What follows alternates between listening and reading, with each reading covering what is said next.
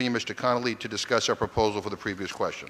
Gentleman from Virginia is recognized. I thank you, and I thank my good friend from Massachusetts. And I just say to my friend from Alabama, you wrap yourself in the uniform of our brave men and women who serve this country overseas and here at home, as if there's a zero-sum game here. You either choose them or you choose to address the threat from Russia, but you can't do both. And I say to my friend, you go to those men and women and explain to them how a president of the United States could send next to an adversary, a thug, a killer, someone who interfered in our election, and explain to them how fighting for their country, the commander-in-chief, wouldn't do it. You explain to them how that same commander-in-chief actually opined that maybe Crimea should be given up.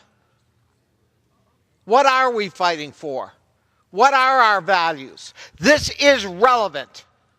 We need to defeat the previous question so we can consider a debate about the role of Russia in interfering with the most sacred thing Americans do, vote.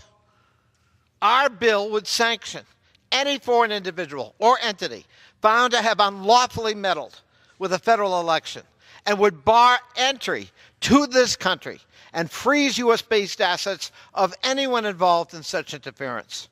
President Trump's performance at the Helsinki summit with Vladimir Putin underscores the need for this legislation, the very opposite of what my friend from Alabama is asserting.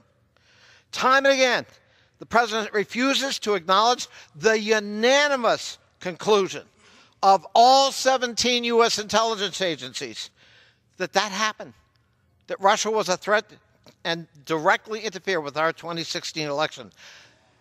Mr. Trump's own director of national intelligence, Stan Coates, recently said the warning lights are blinking red again. Today, the digital infrastructure that serves this country is literally under attack, unquote. That's not some liberal Democrat. That's a former Republican senator and the Republican appointee of a Republican president warning us this is a clear and imminent threat. So this is directly relevant. Defeating the previous question will allow us to have that discussion on the floor because we love our country and we want to have a good answer to the men and women in uniform my friend from Alabama keeps on invoking. That America hasn't given up. That we're not going to roll over and play dead to our adversaries. We're going to candidly, on a bipartisan basis, acknowledge the threat to this country. And we're going to resist it. Because we recognize their service and their willingness to put themselves on the line. Are we is the question. I urge the defeat of the previous question and support for the bill Mr. Engel and I have introduced to try to address this very grave subject. I yield back. The gentleman.